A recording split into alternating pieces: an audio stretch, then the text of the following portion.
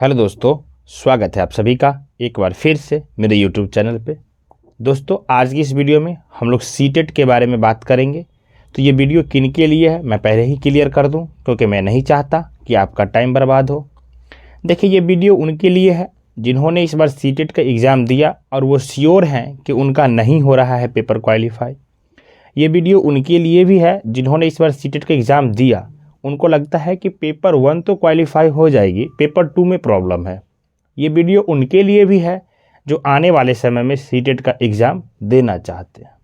देखिए, हम इस वीडियो में बात करने वाले हैं कि सीटेट का प्रिपरेशन जब आप करते हैं तो आपने ऐसा क्या गलती किया कि इस बार आपका नहीं हो रहा है, उस चीज़ के बारे में इस वीडियो में हर एक डाउट, हर एक कन्फ्यूज़न आपका क्लियर होगा, जिस चीज़ को समझना ज़रूरी है अगर आप चाहते हैं कि सीटेट में अच्छे मार्क्स स्कोर करें।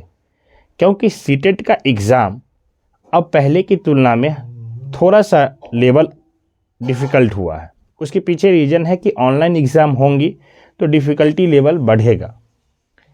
तो इस बार जब आप एग्ज़ाम दिए तो आपको ऐसा क्या लगा? अगर आप प्रिपेयर करके दिए तो नहीं हो रहा है।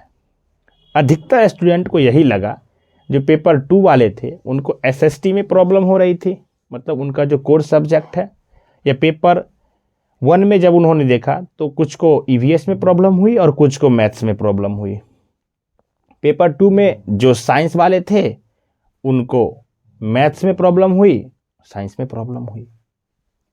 बातें ये आती हैं जब आपकी अपने ही सब्जेक्ट, आपका जो कोर सब्जेक्ट है वो आपसे नहीं बन रहा है तो आप कैसे स्कोर करोगे अच्छे मार्क्स? समस्या तो यही है। आप पढ़ाओगे जो सब्जेक्ट, आप अगर साइंस पढ़ाओगे और आपका साइंस ही नहीं बन रहा है, अगर आप एसएसटी पढ़ाओगे और आपका एसएसटी ही नहीं बन रहा है, इसके पीछे रीज़न क्या है? देखिए, सबसे बड़ी गलती तो हम लोग से ये होती है कि जब हम लोग टॉपर्स का इंटरव्यू देखते हैं तो उन्होंने कहा है कि हमने ये प्रिपेयर 1 महीने में कर लिया, किसी ने कहा है कि मैंने 20 दिन में ही प्रिपेयर करके 120 मार्क्स स्कोर कर लिया। ठीक है भाई, उन्होंने किया होगा। अब हम क्या करते हैं ना कि इसी चीज़ को अपने ऊपर अप्लाई कर लेते हैं और इसी चीज़ को मान के चलते हैं कि अरे सीटेट तो है, हम इसको कर जाएंगे 20 दिन में, 1 महीने में लोग कर रहे हैं। लोग कर रहे हैं, लेकिन उसके पीछे कैसे कर रहे हैं ये आप और नहीं समझ पा रहे हैं। जो आपको प्रॉब्लम क्रिएट कर रही है इस बार एग्जाम में, जो आपके साथ हुआ, उसके पीछे का रीजन मैन यही था। देखिए, वो जो टॉपर ने कहा है कि उन्होंने 1 महीने में अपना सीटेट कंप्लीट कर लिया और अच्छे मार्क्स लाए हैं 120 130, उसके पीछे कैसे किया इस चीज़ को समझना ज़रूरी है, क्योंकि फिर आप यही कन्फ्यूजन में रहोगे और आने वाले एग्ज़ाम में भी आप इस चीज़ को करोगे, ये गलती दोहराओगे।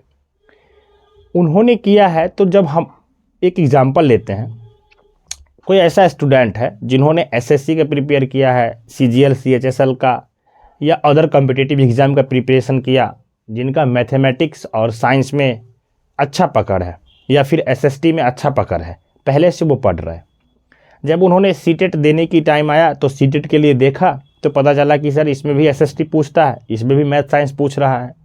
जब उन्होंने मैथ साइंस देखा तो देखा ये पोर्शन तो मेरा पहले से प्रिपेयर है, क्योंकि यहाँ पे तो क्लास 8 लेवल तक का ही मैथ पूछता है आपसे, साइंस पूछता है, तो उनका तो पहले से प्रिपेयर है क्योंकि उन्हें कॉम्पिटिटिव एग्ज़ाम का प्रिपरेशन किया है। फिर कुछ ऐसे लोग हैं जो टीचिंग करते हैं, चाहे वो होम ट्यूशन दे रहे हैं या किसी कोचिंग क्लासेस में दे रहे हैं या किसी भी जगह पे पढ़ा रहा है, कोई स्कूल में पढ़ा रहा है, तो उनका भी अपना जो कोर सब्जेक्ट है मैथ साइंस या फिर एसएसटी, वो तो ठीक है, उसमें वो अच्छे हैं। तो वो उन्होंने देखा तो उनको लगा कि हमको प्रिपेयर करने में ज़्यादा समय लगेगा नहीं, क्योंकि मैंने तो मैथ साइंस आसानी से बना लिया। उन्होंने प्रीवियस ईयर पेपर पर देखा और मैथ साइंस में उनका अच्छा स्कोर हो रहा था।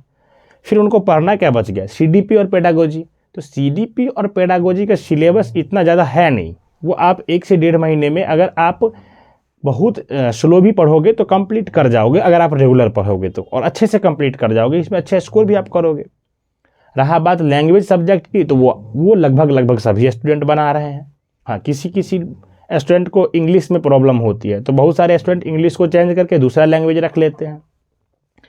तो मेन प्रॉब्लम ये है कि हम क्या करते हैं कि इस एग्ज़ाम के लिए जो कोर सब्जेक्ट है उस पर ही पकड़ नहीं बना पा रहे हैं, जिस कारण से मेरा मार्क्स भी कम आ रहा है और हम अच्छे स्कोर भी नहीं कर पा रहे हैं। तो आपको करना क्या है? कोर सब्जेक्ट को अच्छे से पढ़ना है। अब अभी आपके पास टाइम है, आपके पास लगभग 1 ईयर का टाइम है, क्योंकि सीटेट हमको नहीं लग रहा है फिर इस बार भी दिसंबर से पहले कुछ होने वाला है। तो अगर आप मान लें दिसंबर में आपका सीटेट है, अगर उसे पहले होता है तो वेल एंड गुड है, प्रिपेयर रहिए, अच्छी बात है। तो आप देखें कि आपका अगर दिसंबर में पेपर है तो आपके पास 1 ईयर है, सीटेट आपको देना ही है। ऐसा तो है नहीं कि अब नेक्स्ट ईयर आप सीटेट नहीं देंगे, अगर इस बार नहीं होगा तो देंगे ही। तो पहले से आप कॉन्शियस हो जाइए, अभी से आप प्रिपरेशन में जुट जाइए। प्रिपरेशन कैसे करना है, देखिए सीटेट में जो मैथ्स और साइंस का क्वेश्चन आता है वो NCERT से ही आती है। आप चाहे तो NCERT का बुक ले लें और उसका क्वेश्चन प्रीवियस ईयर जो पूछा गया उसको मैच करके देखें, बहुत सारे क्वेश्चन आपको मिल जाएंगे। कुछ क्वेश्चन तो NCERT एग्जाम्पलर से एज इट इज डाला जाता है। तो आप NCERT का बुक लें, उसको पढ़ें, बारीकी से पढ़ें। क्लास 6, 7 और 8 का बुक पढ़ें। अगर आपका मैथ साइंस है तो मैथ साइंस का बुक पढ़ें, साइंस का हर एक कंसेप्ट को समझने की कोशिश करें जो NCERT में दिया गया है। और मैथ्स में आप NCERT का क्वेश्चन भी सॉल्व करें, पढ़ने के साथ उसको पढ़ें और क्वेश्चन सॉल्व करें। और NCERT का मैथ में एग्जाम्पलर आती है उसको भी सॉल्व करें। फिर आप भी नेक्स्ट सीटेट जब होगा तो आप देखेंगे कि आपका मैथ साइंस का पोर्शन पहले से कंप्लीट है, उसमें आप अच्छे मार्क्स स्कोर कर पा रहे हैं। तो 1 से 1.5 महीने में आप CDP वगैरह रिवाइज करके आप अच्छे मार्क्स स्कोर कर पाएंगे।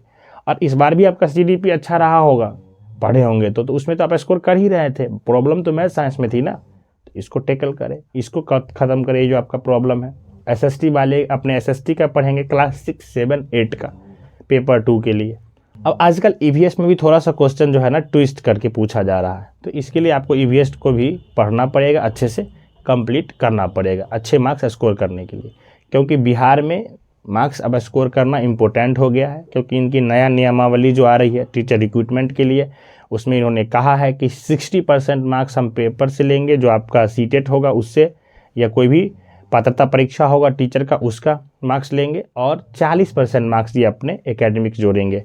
तो टेट हो या सीटेट हो, इसका मार्क्स आपको 60% ऐड होगा आपके मेरिट लिस्ट में। तो इसलिए आपको नंबर स्कोर करना इम्पोर्टेंट है।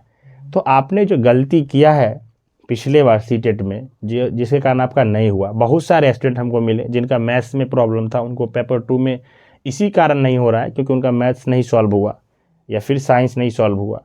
तो आप इस चीज़ को दूर करें आज से ही। इसी तरीके से और भी हम वीडियो आपके लिए लेके आते रहेंगे। जो भी डाउट होगा आप चैनल को सब्सक्राइब कर लीजिए, हर एक चीज़ पे बात करेंगे। मैथ साइंस का वीडियो भी हम आपको यहाँ पे देंगे, NCERT का भी करवाएंगे, मैथ्स भी हम करवाएंगे, हर एक डाउट क्लियर होगा। मिलते हैं नेक्स्ट वीडियो में। Till then keep learning, keep smiling, bye bye.